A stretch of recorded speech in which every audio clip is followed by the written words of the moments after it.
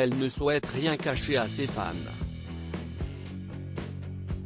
Le 24 juillet 2018, Demi Lovato était hospitalisée en urgence après avoir failli perdre la vie suite à une overdose d'héroïne qui lui avait provoqué 3 AVC et une crise cardiaque.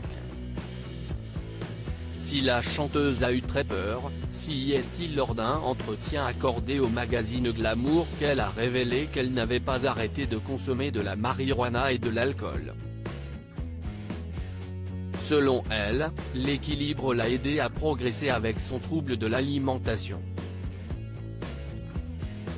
Expliquant que passer de tout à rien ne fonctionnait pas pour elle, Demi Lovato a révélé « Je me suis dit, quelque chose ne va pas. Je vis un côté de ma vie complètement légalisé et cet autre côté en suivant un programme qui me dit que si je me replonge, je vais mourir. Je pense que je veux aussi essayer cette chose d'équilibre dans le côté substance de ma vie.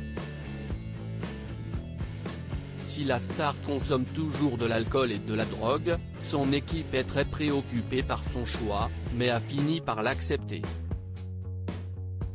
Demi Lovato a assuré, « Finalement, ils se sont dit, elle mérite cette opportunité de faire ce choix pour elle-même.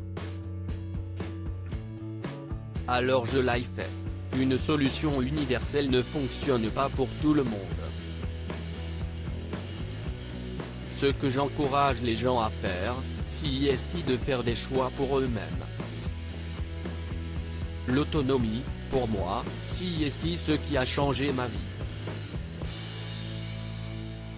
Je ne regrette rien. » Quelques semaines plus tôt, c'est dans les colonnes de People que Demi Lovato avait évoqué les séquelles dont elle souffrait toujours aujourd'hui. « J'ai gardé des lésions cérébrales, et j'en subis encore aujourd'hui les effets. Je ne peux pas conduire de voiture, car j'ai des taches aveugles dans ma vision. Et j'ai aussi eu pendant longtemps du mal à lire. C'était un gros problème, j'ai enfin pu lire un livre, mais 2 mois plus tard, car ma vision était complètement floue. » Ne regrettant rien, la chanteuse avait confié dans la bande-annonce dans son nouveau documentaire, Dance with the Devil, elle a ajouté, « Tout cela est arrivé pour que j'apprenne certaines leçons.